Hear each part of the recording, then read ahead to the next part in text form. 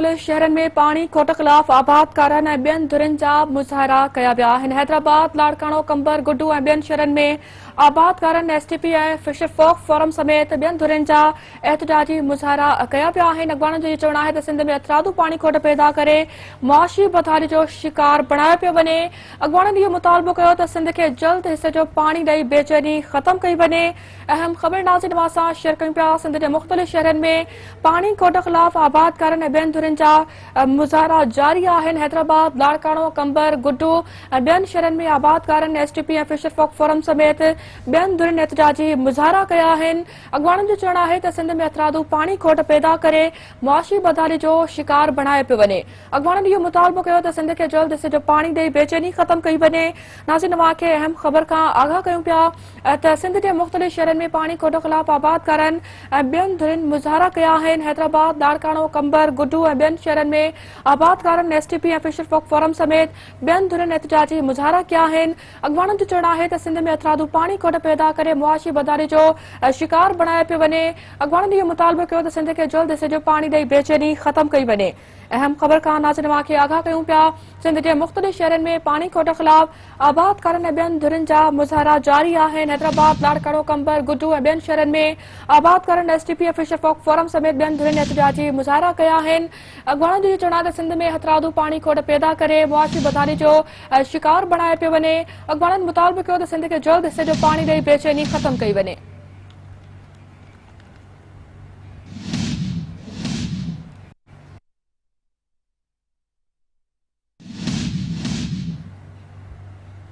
नाज़रीन अहम ख़बर सां शेयर कयूं पिया। सिंध जे मुख़्तलिफ़ शहरनि में पाणी खोट ख़िलाफ़ आबादकारनि ऐं ॿियनि धुरियुनि जा मुज़ाहिरा कया आहिनि। हैदराबाद, लाड़काणो, कंबर, गुड्डू ऐं ॿियनि शहरनि में आबादकारनि एसटीपी ऐं फिशर फोक फोरम समेत ॿियनि धुरियुनि एहतजाजी मुज़ाहिरा कया आहिनि। अॻवाननि जो चवणु आहे त सिंध में अतरादू पाणी खोट पैदा करे मुआशी बदहाली जो शिकार बणायो पियो वञे। अॻवाननि मुतालबो कयो त सिंध खे जल्द हिसे जो पाणी ॾेई बेचैनी ख़त्म कई वञे।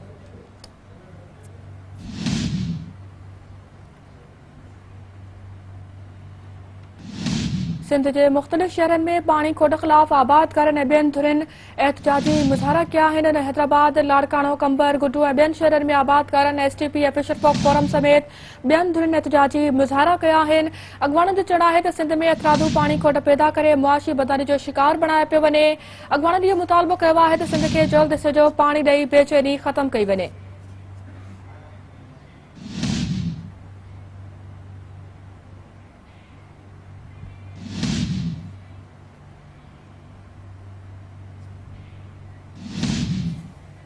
नाज़रीन अहम ख़बर सां शेयर कयूं पिया। सिंध जे मुख़्तलिफ़ शहरनि में पाणी खोट ख़िलाफ़ आबादकारनि ऐं ॿियनि धुरियुनि एहतजाजी मुज़ाहिरा कया आहिनि। हैदराबाद, लाड़काणो, कंबर, गुड्डू ऐं ॿियनि शहरनि में आबादकारनि एसटीपी ऐं फिशर फोक फोरम समेत ॿियनि धुरियुनि एहतजाजी मुज़ाहिरा कया आहिनि।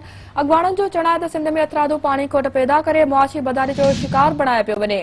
अॻवाननि मुतालबो कयो आहे त सिंध खे जल्द हिसे जो पाणी ॾेई बेचैनी ख़त्म कई वञे।